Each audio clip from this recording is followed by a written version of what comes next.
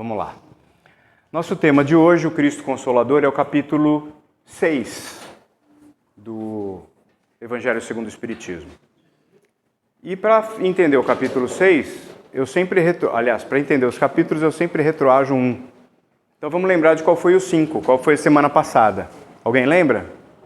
Bem-aventurados os aflitos. Bem-aventurados os aflitos fala sobre as aflições do mundo de provas e expiações, né? Depois de falar sobre as aflições, os aflitos e como entender esse processo, nada como falar sobre o Consolador, aquele que consola as aflições, né? É o texto que está atrás ali, não precisam se virar, não fiquem com torcicolo, a gente vai ver esse texto aqui na frente, mas está ali escrito: vinde a mim todos vós que estáis cansados e sobrecarregados, e eu vos aliviarei. Então o Evangelho traz primeiro as aflições, e depois ele traz a consolação para essas aflições. Então vamos entender esse tema. Para falar sobre ele, eu estou usando o Evangelho segundo o Espiritismo, o Livro dos Espíritos, a Bíblia de Jerusalém, o livro Espiritismo Primeiros Passos, da Aliança, e o livro Crônicas do Além-Túmulo, de Humberto de Campos.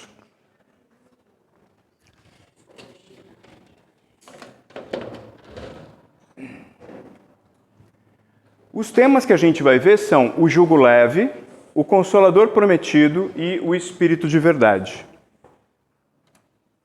Sobre o jugo leve, o tema começa com essa frase: vinde a mim, todos vós que estáis aflitos e sobrecarregados, e eu os aliviarei. Continua o texto. Mas essa parte do texto é o convite. Vinde a mim, e eu vos aliviarei. Aí vem a condição. Tomai sobre vós o meu jugo, e aprendei comigo que sou brando e humilde de coração, e achareis repouso para vossas almas. Então assim, vocês vêm até mim, eu alivio, mas para achar o repouso para vossas almas, é preciso que vocês aprendam comigo que sou humilde de coração. Essa é a condição do aprendizado. E aí vem o testemunho do próprio Jesus, dizendo: pois é suave o meu jugo e é leve o meu fardo. Então, se você fizer isso, se você me acompanhar, se você aceitar esse convite, cumprir as condições, vai ser leve, vai ser tranquilo. Parece bom, não é? Qual a dificuldade da gente fazer, então?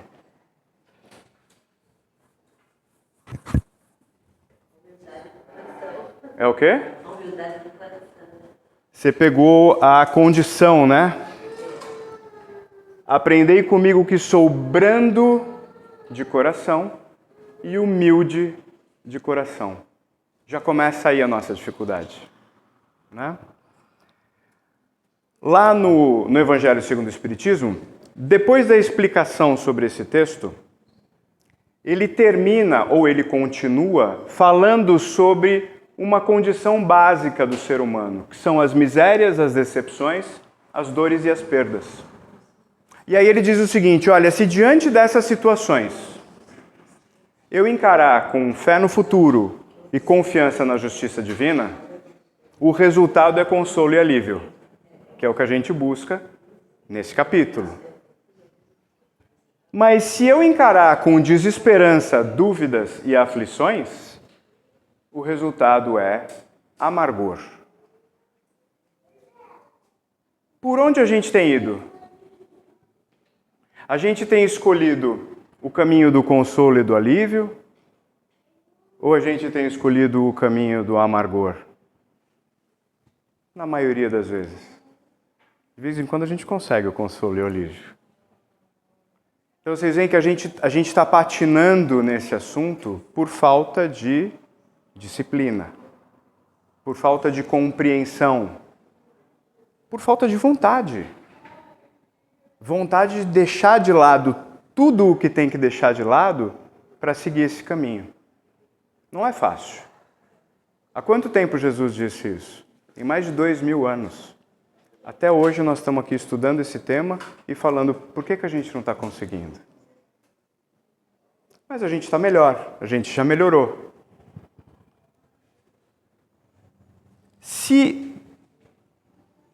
para ter consolo e alívio eu preciso encarar as misérias, decepções, dores e perdas com fé no futuro e confiança na justiça de Deus, vamos conversar. O que é fé?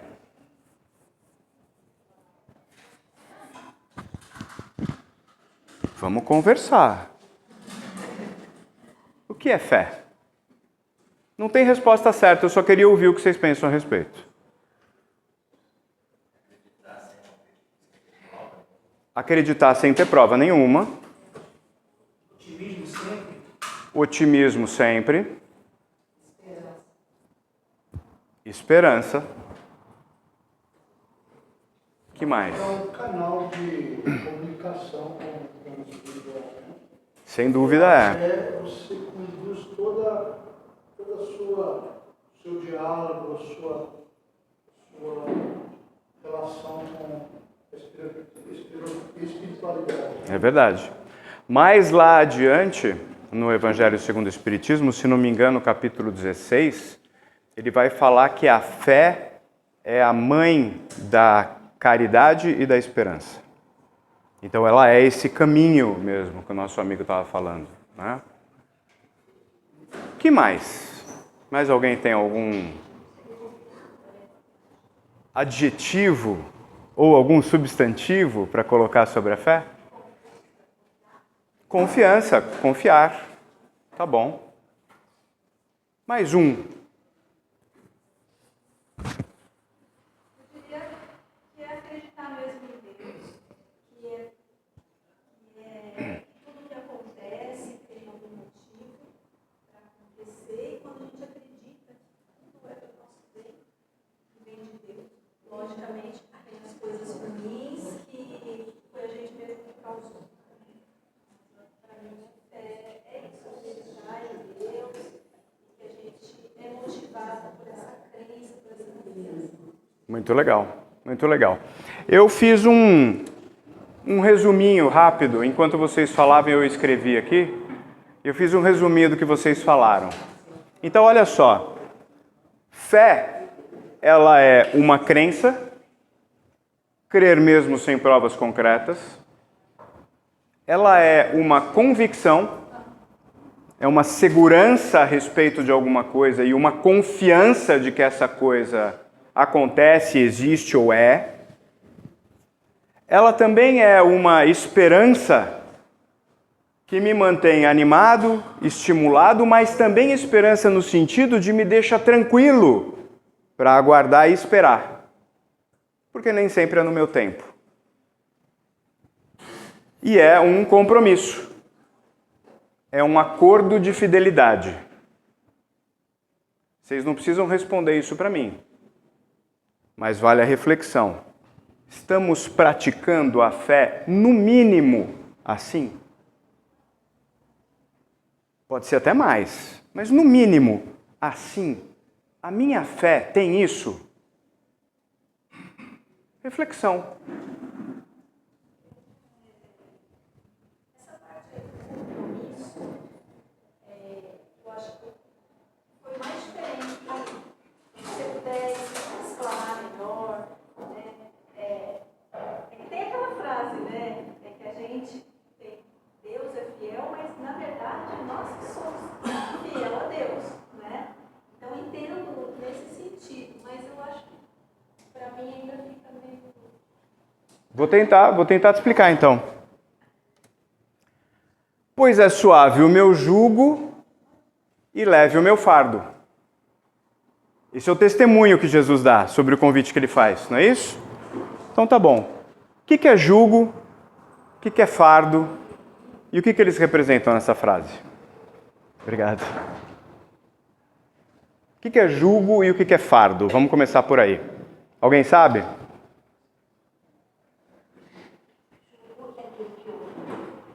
Antigamente, né, na época que era a parte animal que era dividido, o jugo fica balançado.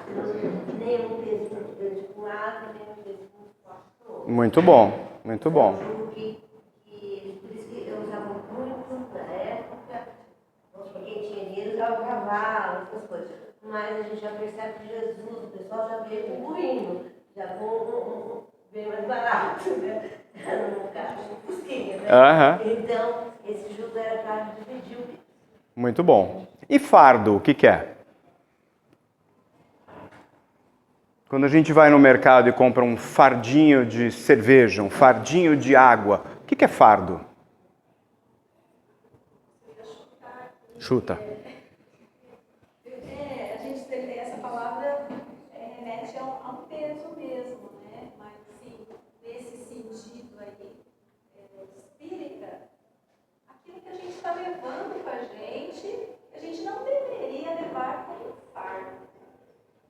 A gente deveria levar como tarefas que a gente tem que fazer nessa vida. Não sei se é nesse sentido. Legal. Apresento para vocês o jugo e o fardo. Então, o jugo, como a nossa amiga disse, ele é usado até hoje, né, nas carroças, nas charretes grandes, né? Você tem lá na frente, nos bois, nos animais que são usados lá na frente para puxar os demais, o jugo. Então você coloca 2 animais ali e eles vão fazendo a tração que traz todo o resto com eles. Né? São os líderes, vamos dizer assim. E o fardo, ele é uma maneira de você amarrar a colheita de tipos de mato, né? Então, assim, tipos de folhagem. Não se faz isso com fruto, não se faz isso com raízes, se faz isso com folhagem mesmo, né? Tipo trigo, tipo chá. Então, você colhe e você deixa no campo secando, só que você não pode deixar solto, porque senão o vento bate e leva. Então, você faz uma amarração e deixa lá secando, né? Para depois você levar isso para os silos e poder guardar. Já está organizadinho, já está num formato, né? E na época tinha um formato certinho para fazer o fardo. Hoje em dia tem vários tipos e tamanhos de fardo, né? Até hoje se fazem fardos no campo. Bom, mas então está apresentado o jugo, está apresentado o fardo.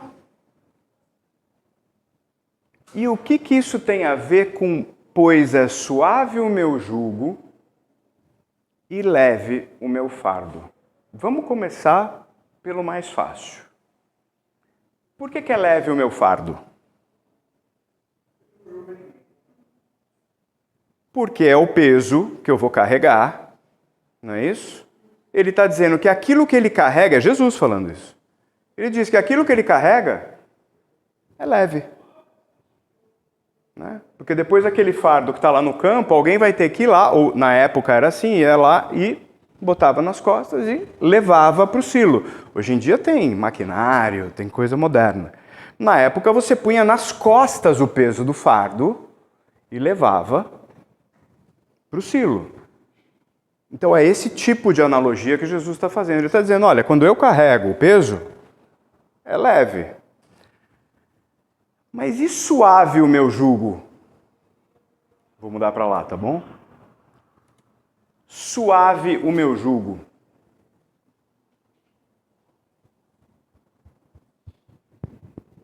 Estou com a cabeça ali no meio, né?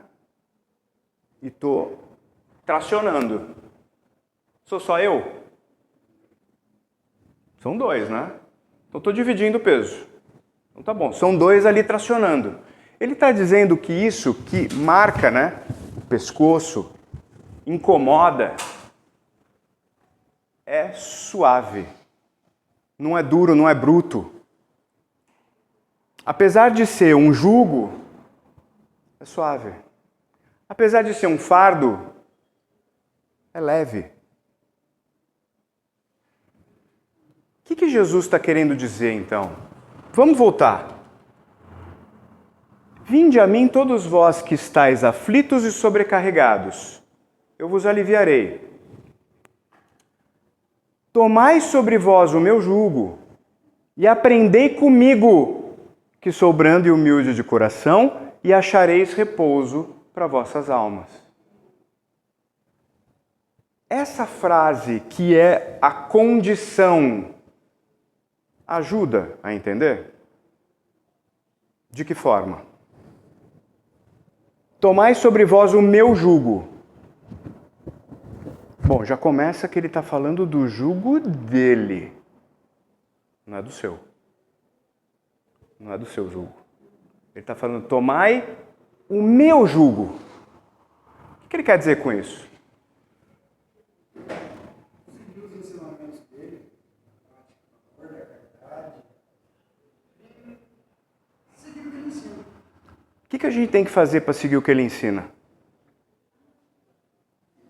Ele vai passar pelo grupo, ele fala assim, comigo é mais fácil. Vão andando juntos, dividindo peso, andando, eu boto fé em você. Quando eu assino o documento, eu boto fé, é que eu ponho uma condição que eu estou acreditando em você. Então, vamos lá, bota fé, acredite em você, porque Deus não fala assim, nem se você quiser, ele está falando, acredite em você, então vamos lá. Então, pega o jugo, vamos nós dois, vamos Isso. juntos, né? Chuchu, beleza. Só que ele não está falando, pegue o seu jugo e eu te ajudo. Ele está dizendo, pegue o meu jugo, Jesus, pegue o meu jugo e vem comigo. Eu só consigo pegar o jugo de outra pessoa se eu largar o meu. Não é assim? Porque enquanto eu estiver com a cabeça no meu jugo, enquanto eu estiver aqui, é o meu jugo. Eu tenho que tirar minha cabecinha do meu jugo e aceitar o convite de Jesus. Onde está Jesus no jugo? Está do lado. Ele já está lá. A cabeça de Jesus está aqui, ó, figurativamente. E ele está falando, me acompanha? Porque o meu jugo é suave. E o fardo que eu carrego, que eu estou levando lá para o silo, é leve. Você topa deixar o seu e assumir o meu comigo? É esse o convite.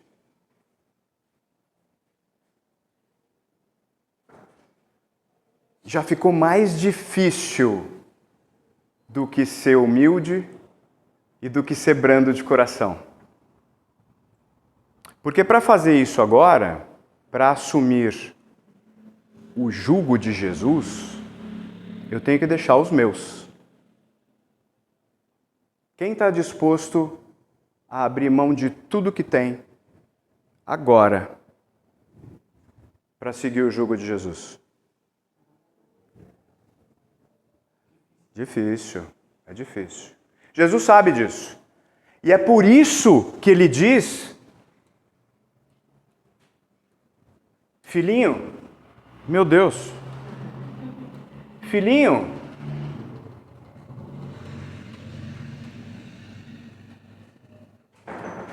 aqui, é suave o meu jugo, é leve o meu fardo. Porque ele sabe que a gente vai patinar, ele sabe que é difícil, ele sabe. Ele sabe que a gente não sai da nossa posição e chega na dele de uma hora para outra. Ele sabe. Mas vamos continuar. Jesus oferece, então, um relacionamento de parceria, né? Os dois no jugo, nós e ele, e aprendizado. Por que aprendizado? Porque o jugo era usado naquela época, talvez até hoje, para você treinar os semoventes, os animais que você ia usar ali, o boizinho, a vaquinha.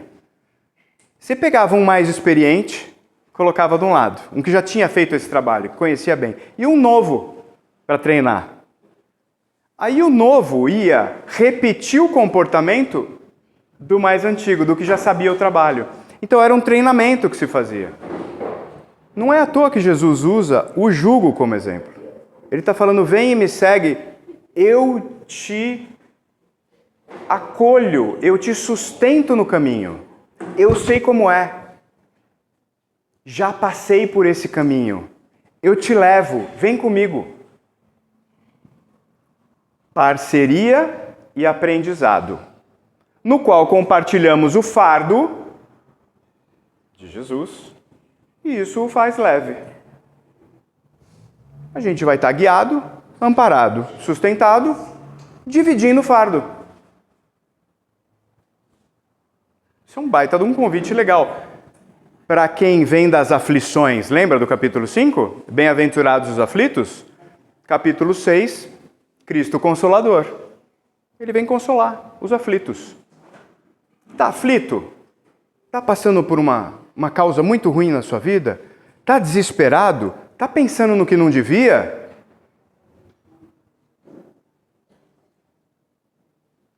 Vamos seguir.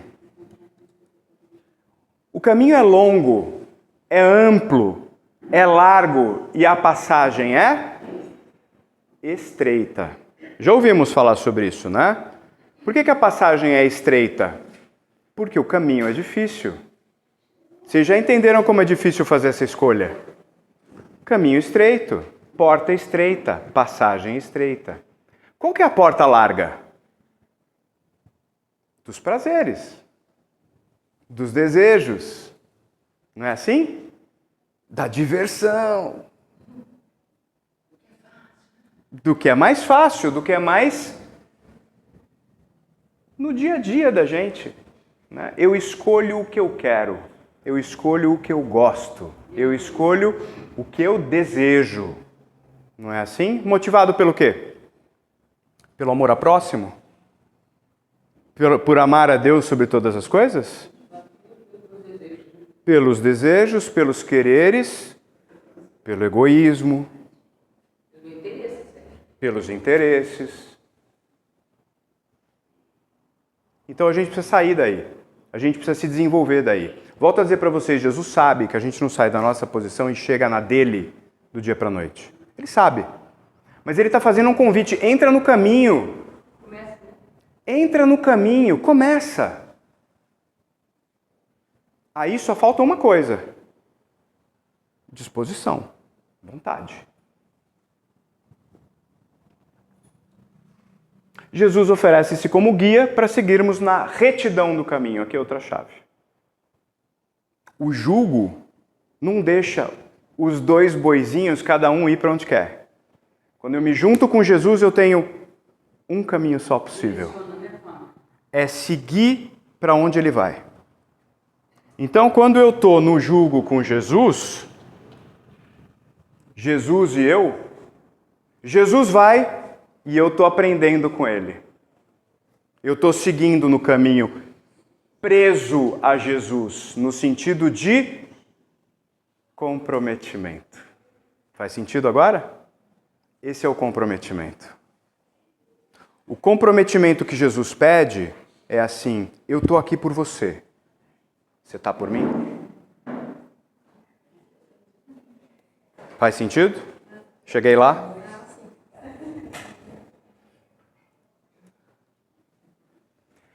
Aí acaba essa parte do capítulo e ele entra no Consolador prometido. Que Consolador prometido? Olha, segundo o Espiritismo é o Consolador prometido. Peraí, que Consolador prometido? Prometido por quem? Prometido por Jesus. Jesus prometeu que enviaria um Consolador em tempo oportuno para consolar a humanidade. Os filhinhos perdidos. Nós. E aí o Espiritismo diz, o Espiritismo é o Consolador. Quando eu ouvi isso pela primeira vez, eu falei assim, mas é muita prepotência. Juro que eu pensei isso. É muita arrogância, é muita prepotência. Achar que qualquer um ou qualquer coisa possa se dizer o enviado de Jesus, a terceira revelação, até entender o que está nesse capítulo. E eu vou tentar passar para vocês. Alguém que eventualmente já viu alguma outra preleção minha, já viu essa imagem. É um prédio, né? E quando a gente constrói um prédio, a gente constrói de baixo para cima, não é isso? Então Moisés veio primeiro no Velho Testamento, trazendo em hebraico as leis. Né? Vem lá o Decálogo, os 10 Mandamentos, né? Um monte de regra que o povo tinha que seguir. 40 anos no deserto, você já imaginou o pulso que ele tinha que ter? Para manter todo mundo em ordem? 40 anos no deserto. Né? Então, lei. Aí vem Jesus, no Novo Testamento, que foi escrito em grego, na sua maior parte, e diz, só para lembrar, eu não vim destruir a lei. Eu vim explicar um pouquinho melhor e diferente. Ele aprofunda o conhecimento. Aí depois vem o Espiritismo, o Evangelho segundo o Espiritismo, que foi escrito no idioma francês, pelos Espíritos, e ele consola aqueles que, depois de conhecer a lei, aprofundar o seu conhecimento da lei, ainda assim não cumpriram. E por não cumprir, o que aconteceu? Capítulo 5. Olha a nossa preleitura do capítulo 5 aqui, ó. Nossa preleitura do capítulo 5. Foi semana passada. Bem-aventurados os aflitos. Por que somos aflitos? Porque até hoje a gente não aprendeu a seguir Jesus. O retorno é o sofrimento.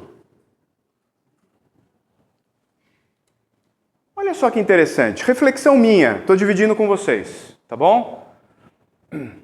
Moisés trouxe força, justiça dos homens, rigidez baseada em hierarquia, usava a lei de talião para manter tudo em ordem, ou seja, olho por olho, dente por dente, fez para mim, vai receber de volta, na mesma moeda, na mesma medida, na mesma quantidade. E trouxe o Decálogo, que eram as 10 leis. Como é que era o Deus dessa época? Era o Deus da guerra. Era o Deus das vitórias, não é isso? Então, eu rogo a Deus que abata os meus inimigos. 10.000 cairão à minha esquerda, não sei quantos milhões à minha direita. Todo mundo já ouviu isso. É o Deus das vitórias. Que Deus é esse? Mudou? Era outro Deus? Não. Essa era a percepção humana de Deus naquela época, baseada no contexto social da época. Era um Deus das vitórias. Eu vou para a batalha, eu rogo a Deus. Eu quero ter uma colheita boa, ofereço um sacrifício a Deus. Sacrifícios são necessários para quem tem o poder como força. Então você faz um sacrifício, você mostra um sacrifício para alguém, não é isso? Como é que era a comunicação com Deus naquela época? Você sacrificava animais, né? Mas vamos continuar. Veio Jesus. E, por sinal, Jesus já diz, nada de sacrifício, tá? Esquece isso. Vocês não entenderam direito essa parte. Primeiro ele falou tudo através do exemplo, não foi força. Foi exemplo. E quando ele não dava o exemplo pessoalmente, ele contava uma historinha. E aí na hora que acabava a historinha, eu falava assim, você entendeu? Tá bom. Vai e faz o mesmo. Ou o exemplo dele, ou ele dava o exemplo numa história, numa parábola. Então, entendeu? Então vai, filhinho, agora faz isso. E quando a gente faz bem na criança na escola, é isso? Conta a historinha? É isso. As parábolas, pessoalmente, o próprio Jesus disse para os apóstolos que elas eram historinhas, para quem tivesse ouvidos de ouvir e olhos de ver. Então elas não eram para qualquer um. Né? Contava as histórias. A história tinha uma moral forte, tudo que Jesus fazia tinha uma moral forte. Mas todo mundo conseguia entender? Quem tinha ouvidos de ouvir e quem tinha olhos de ver conseguia. Mas ó, o que Jesus veio trazer? Veio trazer amor e fraternidade. Amai a Deus sobre todas as coisas. Amai ao próximo como a si mesmo. Já estava no decálogo isso, já estava nos 10 mandamentos. Só que Jesus disse, olha, deixa eu facilitar para vocês. 10 é demais, né? 10 é muito. Faz o seguinte, pratica só o primeiro e o segundo mandamento. Só. Esquece o resto. Facilitou, não facilitou? 2000 anos depois.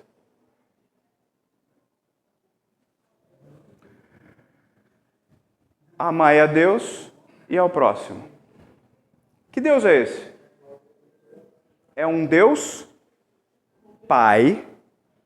Ele é meu Pai. Eu me dirijo a Ele como filho. E Ele é um Pai de amor. Ele ama. Ele não é mais um Deus de guerra. Ele não é um Deus de vitórias. Ele é um Deus de amor. E aí chega o Consolador. Espiritismo. A comunicação com os espíritos, falando sobre a espiritualidade e os caminhos de Jesus. O que traz? Desenvolvimento moral. Justiça divina baseada na lei do amor.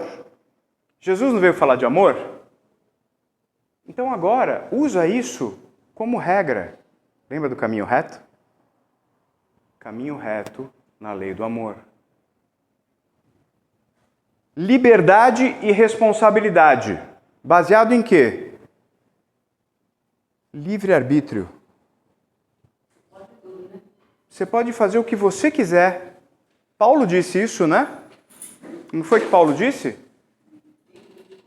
Tudo posso, mas nem tudo me convém. Saber escolher, usar o seu livre-arbítrio. Você pode escolher fazer o que você quiser? Pode. A consequência também é sua. Causa e consequência. Plantio e colheita. Isso vem explicado no Consolador.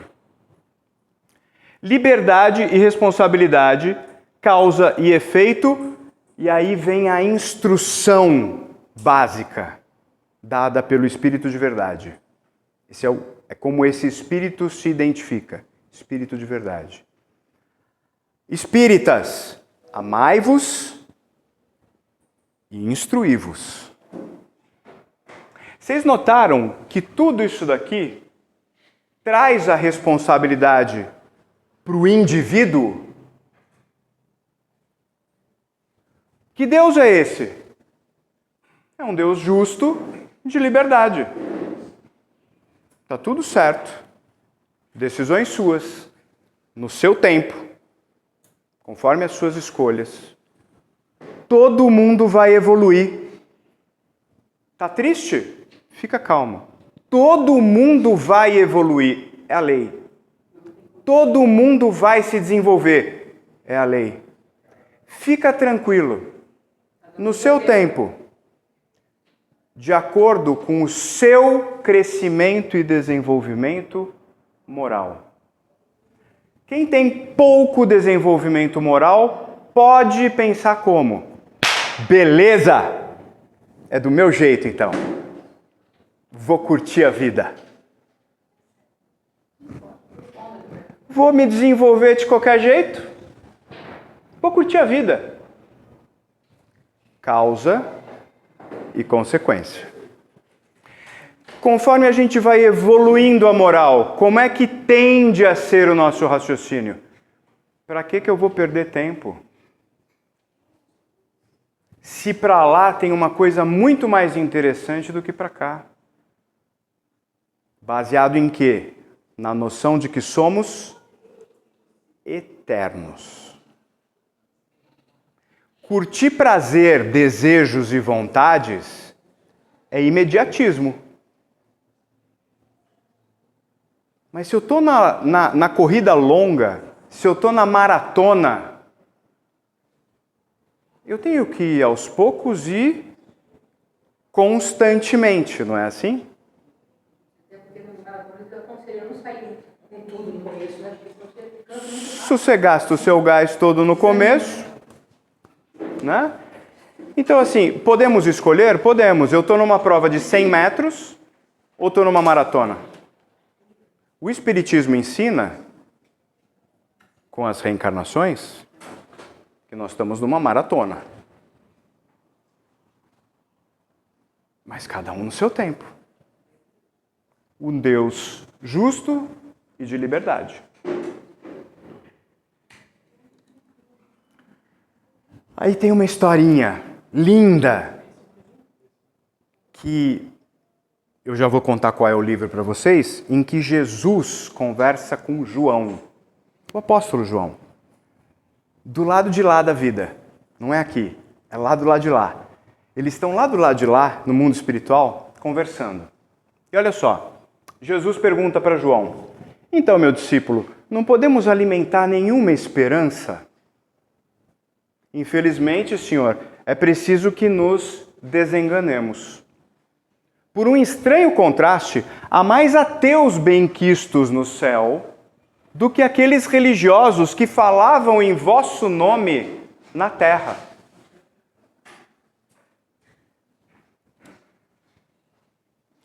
Entretanto,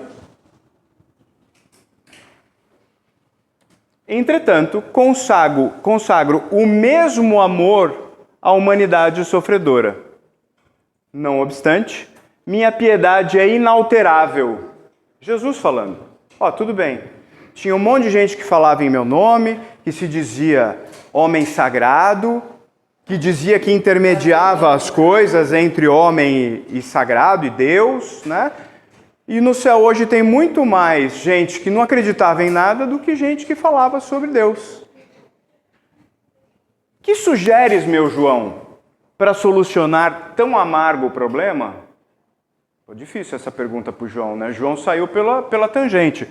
Já não dissestes um dia, mestre, que cada qual tomasse a sua cruz e vos seguisse? Em outras palavras, João fala, cada um tem sua responsabilidade, meu senhor. Vamos aguardar que cresçam na sua vontade moral. Jesus, mas eu prometi ao mundo um consolador em tempo oportuno. Jesus fez uma promessa. Ele não pode deixar a gente. Comprometimento dele. E com os olhos claros e límpidos, postos na visão piedosa do amor de seu Pai Celestial, Jesus exclamou, ainda é Jesus continuando, se os vivos nos traíram, meu discípulo bem-amado, mandarei que os mortos falem na terra em meu nome. Quer dizer, se os vivos que foram instruídos pisaram na bola, não vou tentar de novo. Esse caminho eu já fiz. Agora eu vou mandar os mortos falarem. Vou mandar os espíritos irem lá falar. Os que já voltaram pelos caminhos ermos da sepultura retornarão à terra para difundirem a minha mensagem, levando aos que sofrem, com a esperança posta no céu, as claridades benditas do meu amor. E desde essa hora memorável, o Espiritismo veio, com as suas lições prestigiosas, felicitar e amparar na terra todas as criaturas. Então é por isso que o Espiritismo está aqui. Calma. Isso daqui não foi uma conversa real. Isso é uma crônica. Uma crônica muito associada a uma mensagem espiritual que foi escrito pelo Chico Xavier e pelo Humberto Campos, espírito Humberto Campos. O Chico Xavier todo mundo conhece, e chama-se Crônicas do Além-Túmulo, no capítulo 15, A Ordem do Mestre. Né? É uma crônica, mas é uma crônica que conta uma historinha que faz todo sentido.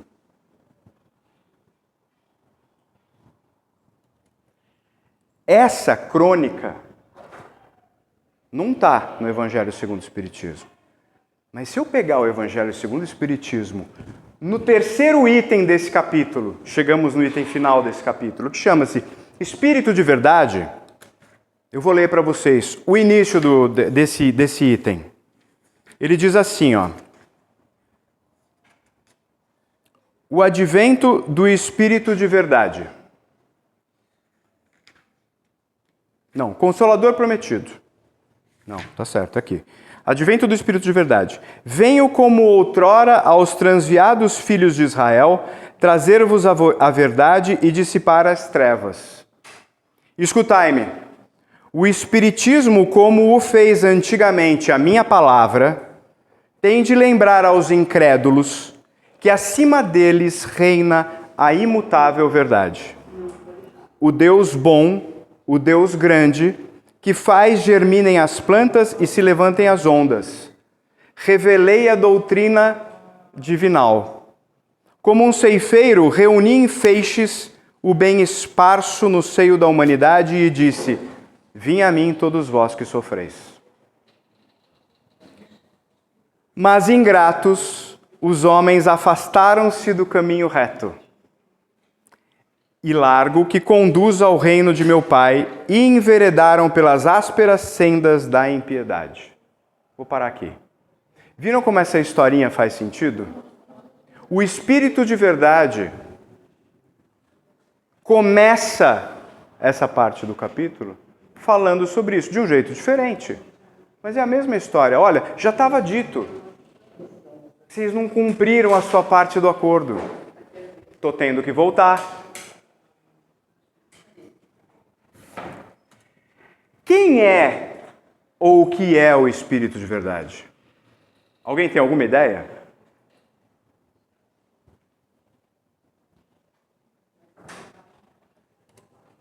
Espírito de verdade, ele tem 4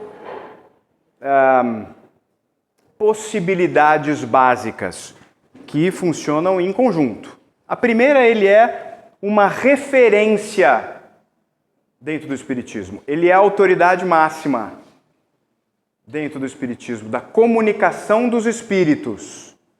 Não do Espiritismo, porque o Espiritismo está dentro do cristianismo e dentro do cristianismo é Jesus. Mas ele é a referência máxima dentro dos espíritos. Como espírito, o Espírito da verdade é o mais iluminado deles.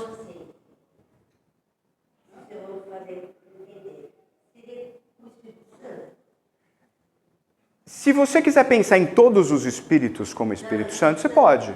Seria o Espírito Santo, porque eu estou falando assim, pelo que nós aprendemos assim, na catequese, sabe? Se a gente for pensar na figura exclusiva do Espírito Santo, esquecendo particularidades de se tem santo ou não tem santo e tal, você pode fazer uma associação a ele. Mas no Espiritismo não tem Espírito Santo. Tem Espíritos Santos. E sobre todos eles, o mais iluminado é o Espírito da verdade. Tá? Não existe hierarquia entre os espíritos. Isso está ensinado no Livro dos Espíritos. Não existe hierarquia. Não existe um espírito mais do que outro. O que existe é um desenvolvimento maior, uma iluminação maior, que propicia com que certos espíritos conduzam atividades, trabalhos, mentorando outros. Isso, né, Fábio? Eu me corrijo se estiver errado. É mérito de cada um deles. Claro! Fazendo, se esforçando, trabalhando, se vencendo até chegar lá. Desenvolvimento. Né? Hoje nós somos sofredores, mas nós estamos fadados a sermos arcanjos. Então, anjos e arcanjos. Sim. Tem funções distintas. Mas a questão, por exemplo, de Jesus, né? A evolução do espírito de luz de Jesus era tanto, que ele teve que liberar toda a energia dele para poder concentrar na matéria, né? Porque havia uma dificuldade muito grande, porque ele já estava além, né? Então, para ele poder vir, né? Se encarnar, já estava, ele já não precisava mais. Então ele teve que, não é reencarnar, ele já estava no estágio acima disso, concentrado, que ele teve que reduzir essa grande luz para ele poder estar aqui entre É isso. Diz a literatura que foram 1000 anos, né? Vai saber. Mas é isso, 1000 anos de trabalho para ele poder sair do tamanhão que ele tinha e vir aqui com a gente. Jesus é mais que o Espírito da verdade. É. Jesus convocou o Espírito da verdade, mas existe essa confusão. Eu queria falar sobre isso. Nesse capítulo mesmo, há uma contestação de que perguntam-se, seria ele Jesus? Aham. Porque ele fala esse pedaço que você falou. É. Como outrora, né? Aham. Meu pai não quer destruir a raça humana. Mas ele pode dizer assim, porque ele também é meu pai, é seu pai, é seu pai. Então, Porque é um espírito muito iluminado, né? Muito mais próximo do Pai do que nós, a ponto de ele reconhecer Deus como um Pai. não, eu digo assim, que as pessoas acham que era Jesus falando. Isso, existe essa confusão, existe, mas não. Estudando e entendendo esse capítulo, fica claro que Jesus é um, o Espírito de verdade é outro. Eu vou tentar mostrar isso para vocês. Então, ó, ele é uma referência, identificando-se com o próprio Jesus. Pode falar. Então, é difícil de entender isso aqui. Anjos e arcanjos estão abaixo de Jesus ou como que é isso? É assim, a estrutura angelical e arcangelical, ela não é explicada pelos espíritos, né? Por quê? Porque eles dizem, isso está no livro dos Espíritos, que não existe hierarquia. Então eles não gostam de tratar, eles acham muito pequeno, muito inferior você tratar a relação de anjos e arcanjos como uma coisa militar, que foi o que foi colocado pra gente. A gente aprendeu assim, né? Tem um que é o líder de todos, aí vem.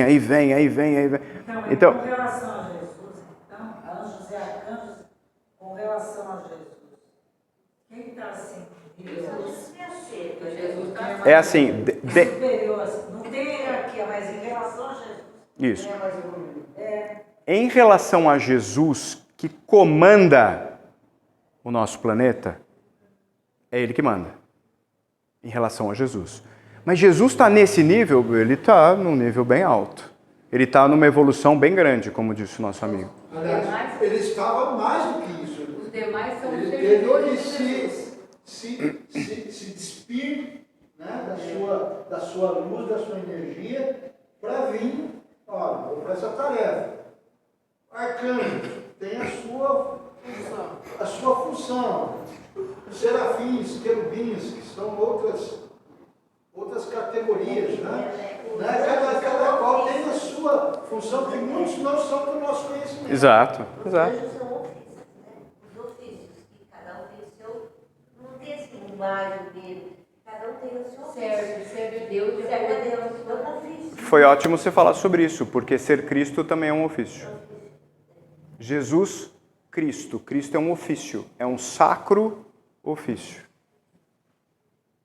Jesus é o nome que foi dado para ele quando ele encarnou aqui, né? Talvez o nome dele fosse Luz, a gente não sabe, né? Encarnado aqui foi Jesus, né? E ele é Jesus, o Cristo Consolador. Cristo é um ofício sagrado. Bom, ele é também, o Espírito de verdade, é um consolador, ele vem consolar, ele cumpre a promessa de Jesus. Então ele não cumpre a própria promessa, ele cumpre a promessa de Jesus. Ele é um orientador, ele serve de guia para a humanidade. E ele é o revelador. Cabe a ele a responsabilidade pela revelação espiritual que é dada pelo Espiritismo, que foi dada e que continua sendo até hoje. Essas são as principais características do Espírito de verdade. Quem trabalha com o Espírito de verdade? Uma pleiade de espíritos sábios e luminosos das diversas áreas de conhecimento. Então, quando a gente vê os espíritos que se comunicaram lá com Kardec codificou a doutrina espírita, tem espíritos iluminados da área de ciência, filosofia, política, religião, teologia e literatura. E fala também, toca aí nesse assunto que é importante. Tem muitos espíritos da linha católica. Tem. E, por isso, religião. Sim. Né? Assim, às vezes eu estou falando isso porque... Santo Agostinho assina textos que foram enviados. Minha mãe é resistente É. à doutrina. E aí um dia desceu, eu falei, agora eu pego ela. E aí tinha uma citação, aliás, por sinal muito esclarecedora, de Santo Agostinho. Isso. O Santo Agostinho, ele quer reforçar filosofia, estudo de direito, qualquer parte, ele era um estudioso. Então ele tem essa facilidade de adentrar em todas as coisas. É. Porque o Espiritismo, na minha concepção, assim, né? Ele é difícil você entender o Espiritismo, porque ele não traz pronto, não traz manual pronto. Diferente quando você vai numa igreja que vê um Deus bravo, um Deus Positivo, né? punitivo, aí eu saio mais com medo de Deus do que outra coisa, né? Mas ali eles ficou assim. E eu li o Espiritismo, igual eu falei, É suave. é suave. Então você Ele dá o caminho, né? Então, Consegue você fazer. precisa. Você tem que lutar, você tem que entender. Lembra sobre a responsabilidade que o Consolador veio trazer? Lembra daquela diferença que eu coloquei lá de Moisés, Jesus e o Consolador? Na parte do Consolador, a responsabilidade é trazida para nós. Né? Porque depende do nosso tempo, da nossa vontade, boa vontade. Porque Né? tem pessoas que vêm, vão na igreja, me deixam tudo pronto, eu saio de lá achando que está tudo certo. Vem prontinha, mas não está prontinha. É. Você imagina que você tem que, o Espírito da Verdade, você tem que. Isso é importante. E ao mesmo tempo que você diz é mais difícil, eu vou te trazer o outro lado. É mais fácil. Porque antes, Não é difícil que eu digo assim, porque você tem que pensar. você tem que se instruir. Tem que instruir. É isso que eu falo, é isso que eu tenho que ler, eu tenho que instruir. E em outras, uma igreja que o Deus é bravo, já me ensinou, eu vou embora para casa e pronto. Se a gente pensar na nossa irmã cristã, há pouquíssimo tempo atrás, missas eram rezadas em latim e com os sacerdotes voltados para o altar. Então o público todo, eles ficavam de costas para o público. Isso traz uma integração ou um afastamento? Olha, Né? que era dividir mulheres no lado, Isso. homens no outro, e quem estava mais para lá, que ficava lá no fundão. Isso mesmo. Bom, então, o Espírito de verdade, ele é o Espírito de luz que coordena e que é responsável por todo esse povo que veio dando mensagens e que foram codificadas por Kardec, inclusive o próprio Espírito de verdade. O Espírito de verdade tem como missão o reestabelecimento e restauração do Evangelho na Terra no seu verdadeiro sentido, para dissipar as trevas, confundir os orgulhosos e premiar os justos. Eu quero chamar a atenção de vocês para o início dessa missão. Restabelecer e restaurar o Evangelho. Se eu preciso restabelecer, em que estado está o Evangelho? Ele deixou de estar estabelecido. Deixou de estar estabelecido. Se eu preciso restaurar, em que condições ficou o Evangelho? Deteriorado, estragado.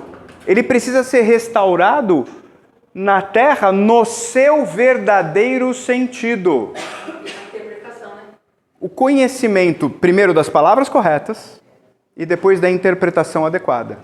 Por isso, todo o capítulo do Evangelho, exceto um, tem lá a explicação de tudo que Jesus falou, os comentários e tal, e aí tem instrução dos Espíritos. Vem os Espíritos e explicam esse Evangelho do jeito que é para a gente entender. Além de eu jogar, aí tem mais uma explicação. É isso. Então, eles trazem a explicação daquele capítulo. Então, quando eu for estudar o Evangelho no Espiritismo, eu não vou só ler a palavra de Jesus, que não é pouco. Eu não vou só interpretar a palavra de Jesus, que é um baita de um avanço. Mas eu vou também entender o que os Espíritos me dão de orientação como explicação das palavras de Jesus. E explicando, eu me consolo. Se eu praticar o que eu compreendi, eu me consolo. Só entender não me consola. É isso. Fazer a reforma íntima. Isso. O que foi construído. Claro. Isso aí. E andou tudo aqui. Aqui. O Espírito de verdade, ele faz uma afirmação inicial muito importante. Ele diz: todas as verdades. Isso é o Espírito de verdade falando. Aquele mega iluminadão que está lá em cima trazendo as verdades para a gente. Todas as verdades encontram-se no cristianismo. Os erros que nele se arraigam são de origem humana.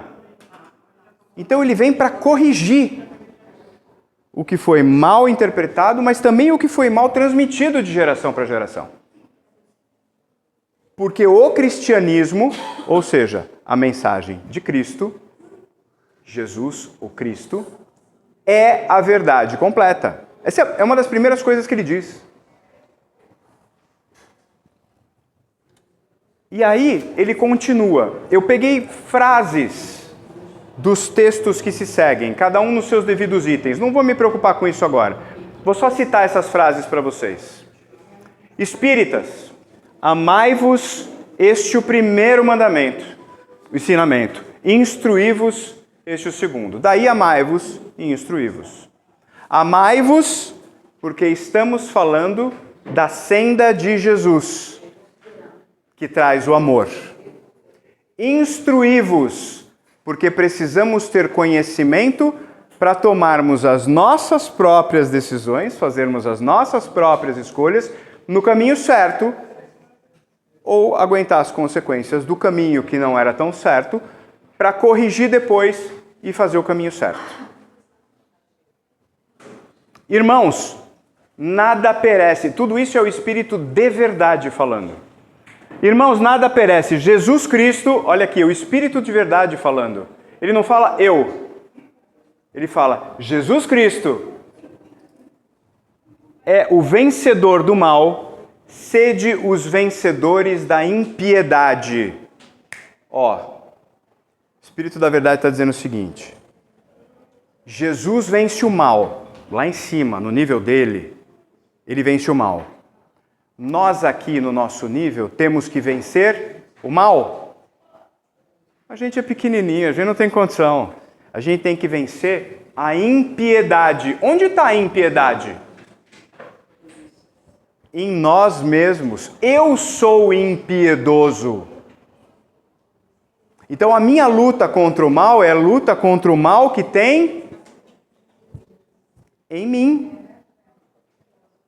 No meu nível aqui, no meu nível de iluminação, é isso. Mas precisamos fazer isso. A impiedade é um cancro. Mais para frente a gente vai falar sobre isso. Venho instruir e consolar os pobres deserdados. Ele diz isso porque aqui ele cumpre a promessa a Jesus. A promessa de Jesus, que disse que viria o Consolador. Eu, o jardineiro divino, cultivo as almas no silêncio dos vossos pensamentos. No silêncio dos vossos pensamentos. Quanto mais agitada está a minha mente, menos contato ele consegue ter comigo. Mundo de redes sociais. Mundo de todo mundo atrasado. Mundo de estar sempre pensando no amanhã. Eu estou sempre pensando. Vocês acham que é sem querer? Isso é arquitetado para evitar o máximo que for possível, porque vai ser inevitável, o nosso contato com o Espírito de verdade. Porque ele cultiva as almas no silêncio dos pensamentos. Lembra o pessoal do Oriente que meditava? O silêncio. Saber silenciar. Olha uma chave aí. Sou o grande médico das almas e venho trazer-vos o remédio que vos há de curar. Extirpados sejam de vossas almas doloridas a impiedade, a mentira, o erro e a incredulidade. Está dando outra chave de entendimento aqui. Onde é que a gente erra? Impiedade, mentira, erro e incredulidade.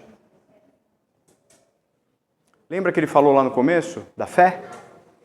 Se eu tiver fé, eu mato um monte disso aqui. Fé de verdade. Abnegação e devotamento são uma prece contínua e encerram um ensinamento profundo. E ele vai chamar mais para frente isso daqui, abnegação e devotamento, de sabedoria humana. Devotamento e abnegação resumem todos os deveres da caridade que a caridade e a humildade vos impõem. Outra chave. Como é que eu faço para seguir então? Preciso largar tudo? Você não precisa largar tudo. É difícil. Mas você precisa, no mínimo, entrar no caminho da caridade, da abnegação e do devotamento. Caridade, abnegação e devotamento são filhos da caridade e da humildade.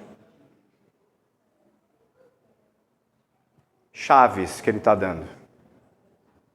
Ouvidos de ouvir, olhos de ver. Aqui eu fiz um quadrinho, porque a gente adora esquema, né? Então eu fiz um esquema. O que ele está dizendo aqui? Ele está dizendo, caridade e humildade geram devotamento e abnegação. Isso está aqui no capítulo 6, o Cristo Consolador. E aí eu peguei emprestado, lá no capítulo 19, o Fé Transporta Montanhas. E trouxe esse conhecimento aqui pra gente. Só para juntar tudo, para ficar bacana, para ficar mais legal. Fé é a mãe da esperança e da caridade. A gente tocou nesse assunto mais no comecinho da nossa conversa hoje. Então, caridade e humildade geram devotamento e abnegação, fé gera esperança e caridade. Dá para juntar tudo isso? Ó, tem caridade. Dá para juntar? Eu juntei. A fé gera esperança, caridade e humildade, que geram devotamento e abnegação. Isso é o contrário de impiedade, que gera as mazelas, nesse caso as mazelas são morais, que geram os sofrimentos. Então eu quero parar de sofrer. Trabalha na fé. Trabalha na esperança, caridade e humildade. Na prática, devotamento e abnegação. É sobre isso que o Espírito de verdade fala. Essa é a mensagem que ele traz. E aí, indo por esse caminho, fica fácil entender a mensagem inicial. Ou mais fácil entender a mensagem inicial. Vinde a mim todos vós que estáis cansados e sobrecarregados, e eu os aliviarei. Tomai sobre vós o meu jugo e aprendei de mim, porque sou manso e humilde de coração, e achareis descanso para a vossa alma, porque o meu jugo é suave e o meu fardo é leve. Uma frase curta, um convite super atencioso, mas que traz na sua essência uma chamada, um chamamento a nós entrarmos de novo no caminho reto, de onde a gente não devia ter saído. O caminho reto de Jesus. Através do quê? Abnegação e devotamento. Deu para entender? Faz sentido? Podemos, pelo menos, considerar, pensar a respeito? Porque em algum momento a gente vai ter que entrar nessa. Não tem opção. Em algum momento a gente vai ter que entrar nisso. Por que não começar, pelo menos agora? Por que já não iniciar um pouquinho? Por que não trazer Jesus para mais perto da gente? Somos nós que afastamos. Você falou uma coisa interessante no começo. Você falou assim, Jesus não está longe, Jesus está aqui. Somos nós que afastamos. Jesus é o governador desse planeta. A energia desse planeta é Jesus. Nós estamos imersos na energia de Jesus. Conforme eu, no meu pensamento, atraio outras possibilidades, sou eu que me afasto. O natural seria eu seguir pelo caminho reto da energia de Jesus. Já está aqui. Mas é que tem um monte de coisa aí que é legal, né? Vamos pensar sobre isso? Pode ser? Obrigado por me ouvirem, gente.